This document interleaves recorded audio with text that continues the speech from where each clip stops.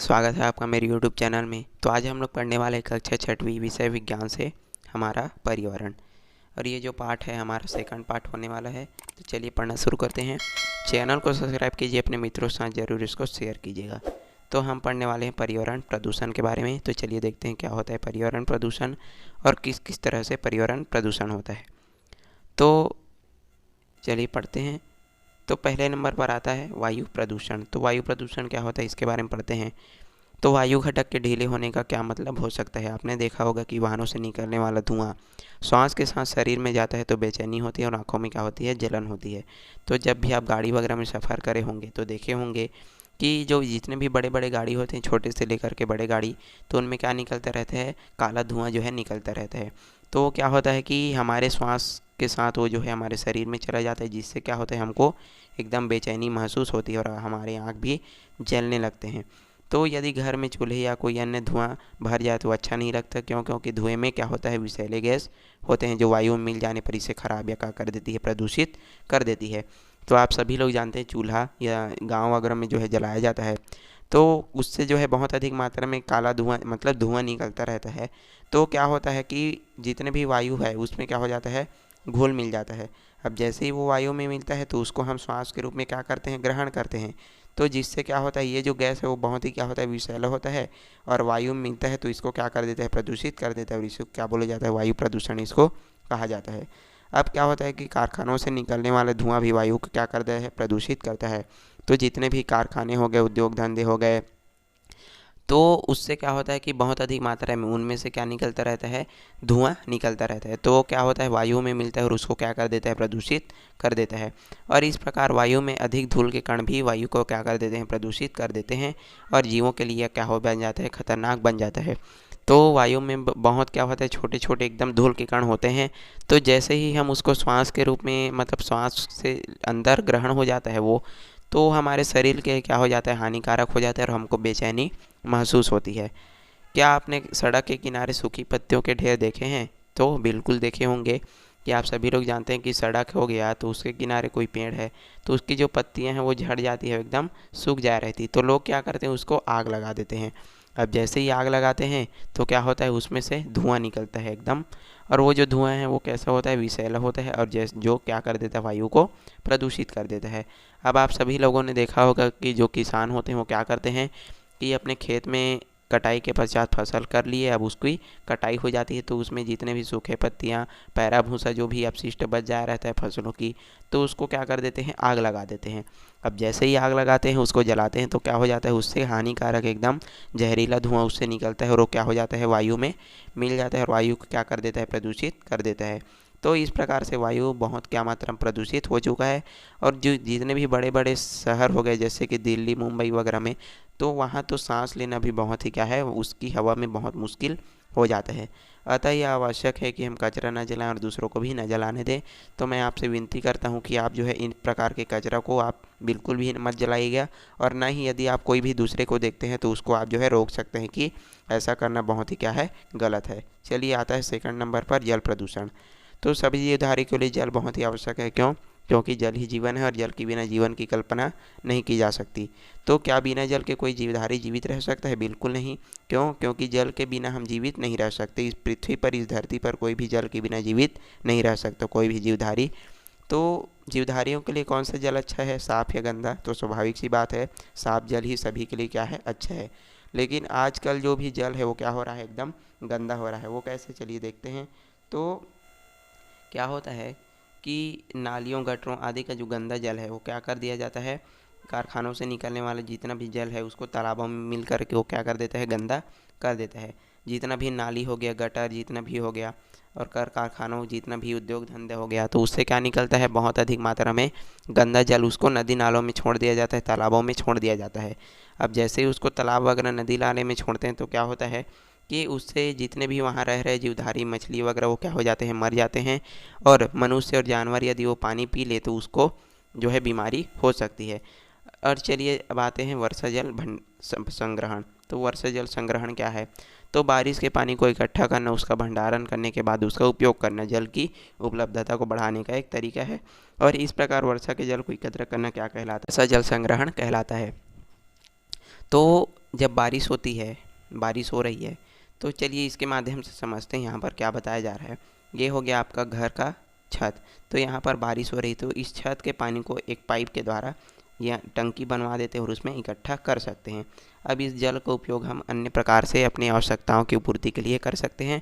और यदि आप चाहें तो इसको जो है ज़मीन में गड्ढा करके इस जल को सीधे किसमें धरती पर भेज सकते हैं। इसके जो जल का स्तर है वो बढ़ जाएगा। तो इस प्रकार से इसी को बोला जाता है वर्षा जल संग्रहण। सेकंड नंबर पर क्या है कि हम तालाब वगैरह बनवा सकते हैं और जितने भी गड्ढे वगैरह करके हम उसके जल को सीधे, वर्षा के जल को सीधे कहाँ, नीचे ज़मीन पर भेज सकते हैं, जिससे ये जो वर्षा का जो जल है वो पुनः क्या हो जाएगा, हमारा जल स्तर बढ़ा देगा। चलिए अब आगे चलते हैं। भूमि प्रदूषण। तो मैं जो है फास्ट पढ़ा रहा हूँ, तो आप जो है इसको अच्छे से समझेंगे क्योंकि हम इसमें बहुत ही पीछे हो चुके हैं। तो जनसंख्या वृद्धि के साथ साथ जो है भोजन की आवश्यकता प्रतिदिन बढ़ती जा रही है। जैसे जैसे जनसंख्या बढ़ा है, आप सभी लोग जानते हैं कि उससे सभी लोगों को भोजन की मिलने की जो आवश्यकता है वो बढ़ती जा रही है। तो जिसके कारण जो पैदावार बढ़ाने के लिए तरह तरह रासायनिक खाद, कीटनाशक आदि का क्या किया जा रहा है, प्रयोग किया जा रहा है। तो जो किसान हैं वो क्या कर रहे हैं, अपनी फसल को बढ़ाने के लिए, अपनी पैदावार बढ़ाने के लिए क्या करते हैं, रासायनिक खाद, कीटनाशक इत्यादि का प्रयोग करते हैं। तो जैसे ही ये जो रासायनिक खाद है वो भूमि में मिलता है तो भूमि को क्या कर देता है, प्रदूषित कर देता है, और इसी को क्या बोला जाता है, भूमि प्रदूषण इसको कहा जाता है। अब धीरे धीरे इसकी उपजाऊ शक्ति कम कर देता है और खेतों में अधिक से अधिक प्राकृतिक खाद, गोबर आदि की खाद की सलाह, मतलब उसका प्रयोग करने की सलाह दी जाती है। अब जैसे ही ये जो रासायनिक खाद, कीटनाशक है उसका हम फसल पर भी इसका छिड़काव करते हैं, तो जो है हमारे भोजन के साथ वो हमारे शरीर में चला जाता है, जिससे हमको अनेक बीमारियां हो सकती है। और एक कारण यह है कि हमारे भूमि को भी ये जो प्रदूषित कर देता है, इसलिए हमको प्राकृतिक खाद जैसे कि गोबर की खाद आदि का प्रयोग करना चाहिए। अब आता है ध्वनि प्रदूषण। तो ध्वनि प्रदूषण क्या होता है कि अब हम एक प्रकार के प्रदूषण के बारे में पढ़ेंगे। आप में से शहरों में रहते हैं, उन्होंने देखा होगा कि सुबह होते ही सड़कों पर वाहन दौड़ने लगते हैं। तो जैसे ही सुबह होती है, गांव या शहर हो, तो जितने भी बड़े बड़े गाड़ी हैं, ट्रक, ट्रैक्टर, जितने भी हो गए, तो जो है दौड़ने लगते हैं और उनके जो इंजन हैं उनसे बहुत अधिक मात्रा में क्या आता है, ध्वनि आता रहता है, आवाज़ आता रहता है। और आजकल ऐसे ऐसे लोग हैं जो अपने हॉर्न को एकदम रंग बिरंगे आवाज़ों में बजाते रहते हैं, तो उससे भी क्या होता है, ध्वनि हमारा प्रदूषित हो जाता है। अब यदि हम इसको लगातार हम सुनते रहते हैं तो क्या होता है कि हमारे कान पर भी इसका बहुत अधिक मात्रा में असर पड़ता रहता है। और जब हम एकदम कोई भी चीज ध्वनि सुनते हैं ज़्यादा मात्रा में, तो उससे हमारा जो शरीर है वो एकदम, मन है वो चिड़चिड़ाहट उसमें भर जाती है, हम ऑटोमेटिक चिड़चिड़े हो जाते हैं और सिर दर्द, चक्कर आने, ये सभी बीमारियां हमको होने लगती है। अब आता है वन संरक्षण, वृक्षारोपण और वन्य जीव। तो किस किस प्रकार से हम वन को संरक्षित रख सकते हैं, पेड़ लगा सकते हैं, तो इसके बारे में हम लोग पढ़ने वाले हैं। तो क्या हो रहा है कि मनुष्य अपने जीवन स्तर को ऊंचा उठाने के लिए निरंतर प्रयास कर रहा है। अपनी आवश्यकताओं की पूर्ति के लिए वह प्राकृतिक पर्यावरण को क्या कर रहा है, नष्ट कर रहा है। तो जो मनुष्य है, जो मानव है, वो लगातार अपनी आवश्यकताओं की पूर्ति के लिए जो प्राकृतिक पर्यावरण, यानी कि पर्यावरण को जो है अपनी आवश्यकता के लिए क्या कर रहा है, नष्ट कर रहा है। जैसे बहुत पेड़ काट रहा है इधर उधर, मकान बनाने के लिए या कोई और चीज़ करने के लिए, वो जो है बहुत अधिक मात्रा में पर्यावरण को क्या कर रहा है, नष्ट कर रहा है। और जिससे वनों की भी क्या हो रही है, हानि पहुंच रही है। उनमें रहने वाले जो वन्य जीव हैं उनको भी नुकसान हो रहा है। तो क्या हो रहा है कि वनों की कटाई से वन्य जीव की जो जीवन असुरक्षित हो गया है। अब बहुत अधिक मात्रा में हमको न्यूज़ देखने को मिलता है, खबर देखने को मिलती है कि कई गांव में जो है हाथी आ गया है, शेर आ गया है, भालू आ गया है। तो ये क्यों आ रहे हैं, क्योंकि वनों की कटाई कर रहे हैं, तो उनका जो घर है वो क्या हो रहा है, कट रहा है। तो इस कारण से ये जो है असुरक्षित महसूस करते हैं और जिसके कारण गांव या शहर की ओर जो है आ जाते हैं। अब क्या हो रहा है कि इससे प्राकृतिक असंतुलन उत्पन्न होता है। तो क्या हो रहा है कि जब भी हम पेड़ वगैरह जितने भी कटाई कर रहे हैं, पर्यावरण के साथ छेड़छाड़ कर रहे हैं, तो उससे क्या हो रहा है, प्राकृतिक असंतुलन भी हो रहा है।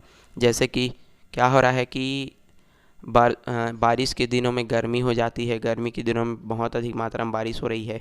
तो ये सभी क्या है, पर्यावरण के असंतुलन का ही परिणाम है। तो प्रकृति में संतुलन बनाए रखने के लिए पेड़ वनों की कटाई नहीं करनी चाहिए और वृक्षारोपण का कार्य किया जाना चाहिए। यदि आप एक पेड़ काट रहे हैं तो 3 पेड़ जो है लगाइए ज़रूर, तो इससे जो है संतुलन हमारा बना रहेगा। तो इसके लिए जो सरकार है वो क्या कर रही है, वनों की सुरक्षा के लिए और वन्य जीवों की सुरक्षा के लिए, जंगली जानवरों की सुरक्षा के लिए क्या कर रही है, अभ्यारण्य और राष्ट्रीय उद्यान की स्थापना कर रही है। चलिए देखते हैं। हमारे छत्तीसगढ़ राज्य की प्रमुख वनस्पति साल, सागौन, बीजा, शीशम, बांस, तेंदू, महुआ, सरई इत्यादि हैं। तो ये सभी वनस्पति हैं, ये सभी पेड़ पौधे हैं, वो हमारे छत्तीसगढ़ के प्रमुख पेड़ पौधों के रूप में अंतर्गत आते हैं। आप सभी लोग इसको जानते हैं। और वन्य जीव में बहुत आयात मात्रा में पाया जाता है। तो यहाँ के जंगलों में भी बहुत अधिक मात्रा में जो जंगली जानवर हैं वो पाए जाते हैं। जंगली पशुओं में खरगोश, चीतर, सांबर, कोटरा, नीलगाय, वन भैंसा, हाथी, भालू, शेर, तेंदुआ, लकड़बग्घा, लोमड़ी इत्यादि क्या है बहुत ही प्रमुख रूप से पाए जाते हैं। और पक्षी में पहाड़ी मैना, कोयल, दूधराज, मोर, बगुला इत्यादि हैं। और यदि हम सांप की प्रजाति की बात करें तो नाग, करैत, अजगर ये सभी इनके जंगलों में पाए जाते हैं हमारे छत्तीसगढ़ के। और छत्तीसगढ़ में के जंगलों में जो है वनों में आदिवासी लोग निवास करते हैं। और इनका जो पूरा जीवन है वो किसमें, वनों पर जो है आश्रित रहता है। ये जो है वनों से लकड़ियाँ, फल फूल जो भी चीज़ हैं वो इकट्ठा करते हैं। और यहाँ तक कि ये जो है वनों से अनेक प्रकार की औषधियाँ इनको मिल जाती है। तो इस प्रकार से हमारे जो है विविधता का एक अच्छा उदाहरण है। चलिए अब आगे बढ़ते हैं कि यदि अधिक वर्षा हो जाए तो क्या होगा। तो संसार में कुछ भागों में वर्ष भर वर्षा होती है और कुछ ऐसे स्थान है जहाँ कुछ ही दिनों में वर्षा होती है। तो जो विश्व है उसमें ऐसा भी होता है कि कुछ कुछ ऐसे भाग हैं जहाँ पर बहुत अधिक मात्रा में वर्षा होती है। और कुछ ऐसे भाग है जहाँ पर क्या होता है एकदम सूखा हो जाता है या फिर कुछ ही दिन वर्षा होती है। और वर्षा का समय अवधि मात्रा विभिन्न स्थानों पर अलग अलग होती है। अत्यधिक वर्षा से बहुत सी समस्याएं उत्पन्न हो जाती है। तो अलग अलग स्थानों पर अलग अलग प्रकार से वर्षा होती है। तो जब अत्यधिक वर्षा हो जाती है तो यह क्या हो जाता है, समस्याएं उत्पन्न कर लेता है। जैसे कि बाढ़ वगैरह की समस्या हमारे को देखने को मिल जाती है। भारी वर्षा से नदी नाले में पानी का स्तर बढ़ जाता है और यह जो है फैल करके बाढ़ का रूप ले लेता है। तो जब बहुत अधिक मात्रा में बारिश होती है तो नदी नाले एकदम उफान पर आ जाते हैं। और जिससे क्या होता है कि बाढ़ जैसी समस्या हमको देखने को मिलती है। बाढ़ से फसल, पशु तथा मानव संपदा को हानि पहुंचती है। और जब बाढ़ का पानी उतरता है तो बहुत से जल जीव कीचड़ में फंसकर मर जा रहते हैं। तो जब बाढ़ आता है तो जो है लोगों को अपना स्थान है, अपना घर वगैरह है, जिस स्थान पर बाढ़ आ रहा है तो उसको छोड़ करके जाना पड़ता है।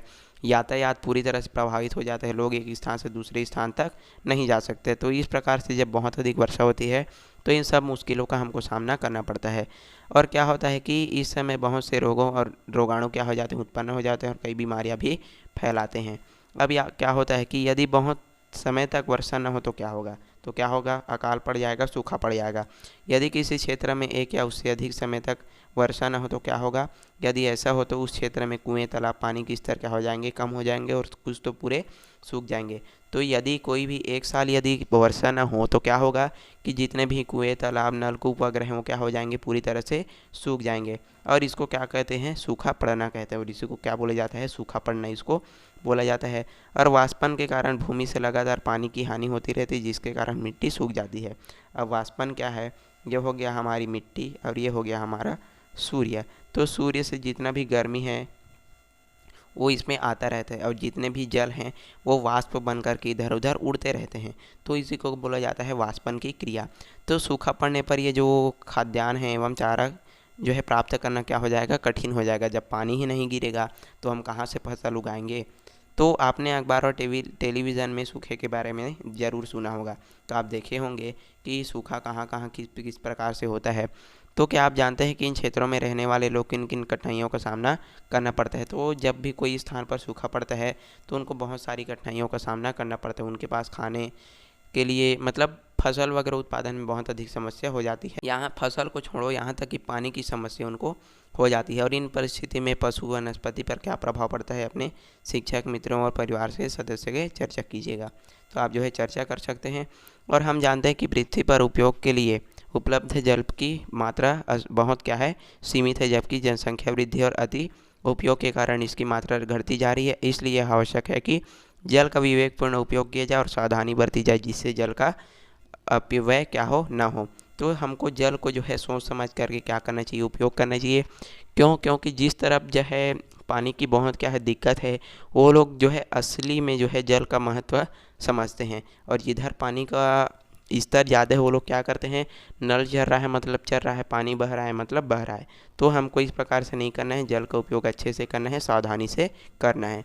तो इस प्रकार से हमारा पाठ है, हमारा परिवार यहाँ पर जो है समाप्त होता है। आई होप आपको वीडियो अच्छा लगा होगा। तो चैनल को लाइक सब्सक्राइब जरूर कर दीजिएगा, वीडियो को लाइक करिएगा और यदि आप इसको अपने मित्रों के साथ ज़रूर शेयर कर दीजिएगा।